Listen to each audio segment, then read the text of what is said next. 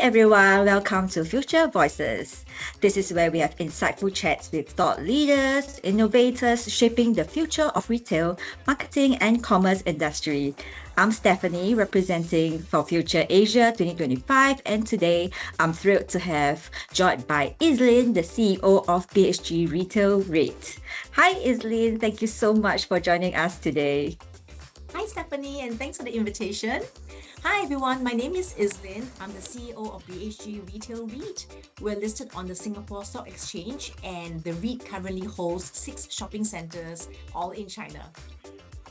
Great, thank you so much, Iz-Lynn. To kickstart, perhaps you can share with us what excites you most about the future of industry, whether it's in retail or innovation. Yeah, that's a very good question, Stephanie. I think what excites me the most right now is how, the whole boundaries and all the lines are all blurred between your online, your offline, your physical and your digital space as well, right? So you can see that happening already. And retail is no longer just a transaction. It's more about a transformation and an experience. Already we can see a lot of shopping malls around the world have now been converted into lifestyle hubs, right? Where people come for experiences, where all the brands are telling their own stories and all the customers are co-creating the stories together as well. Just like BHG Reit as well, some of our malls in China, we've decided that it's not just a retail asset, but it's become a third space for people, apart from their home, their office and their school, to come and hang out, where they can eat out, right? A lot of people are, cooking less these days. So there's a wide variety of F&B. They come to the supermarket, they watch a movie, they go for their yoga class or to the gym as well, 24-hour gym, and they send their children to their, education or entertainment courses as well. But of course, there's still retail because quite often these malls are located far away from like the city core areas. So people do want to have some retail shops around them so that they can pick up a pair of socks or a t-shirt or shorts or something like that.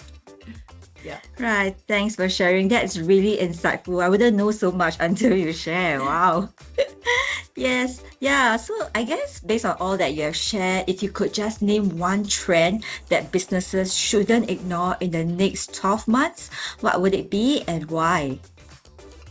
Okay, I know a lot of people have been using these two words very often, but I'm going to say it again. It is AI, right? So AI is really growing in a very, exponential manner, as we can see. But I think one trend we're going to observe now is more on responsible AI. What do I mean by that, right? I think, first of all, already customers are quite used to algorithms, obviously knowing what their likes or dislikes are, start pushing them things, recommending things to them as well.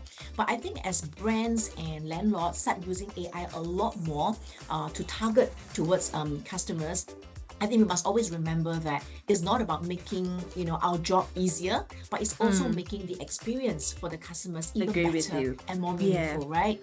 Yeah. But I think in the whole process, one thing we mustn't forget is about data privacy, right? So I think that's when I know there are a lot of talks right now about putting guardrails to ensure that, AI doesn't, obviously, leak out all the information that's, confidential by people. Yeah. So I think the next trend we're going to be watching very soon will be how AI will continue to be used, but in a way that's a lot more responsible, so people feel safe. Lives are enhanced, but at the same time, they feel safe that is being used as well. Yeah, agree totally on that. Yeah, I think also, I think to kind of wrap up this short little interview, I also wanted to also to also share with the rest of the attendees. I think with all that you have shared, I think it creates so much excitement and I have so much to look forward in the panel session that you're going to have. Yeah, so I think without giving too much away, maybe you can also share, what can like the attendees look forward to this panel session that you will be at FUTR Asia. Yeah. Okay, it's gonna be a fun one, I think, because as you know, right, attention these days, right, is a new currency, right? A lot of people are always scrolling, but how many people are really reading and going in to absorb and understand the whole thing, right? A lot less.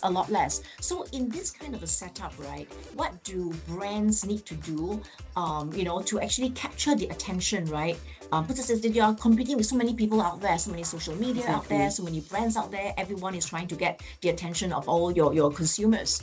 So I think the answer is, not in shouting louder, right? But it's being more relevant so that people feel, that kind of, resonate with me. Yeah, let me take a look at that. So it's more that. So, there'll be a lot of real life sharing during the panel. And we do hope that for the audience, whoever comes by, you'll be able to, walk away with some takeaways, and that doesn't matter what industry you're in, with some ideas that could maybe apply in what you are working on right now.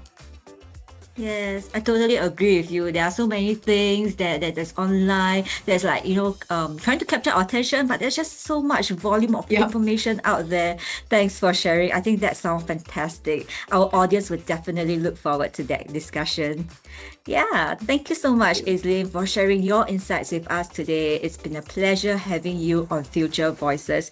And I think all of us can't wait to hear you more live at FUTR Asia 2025, happening on 21st November at Marina Bay Sands.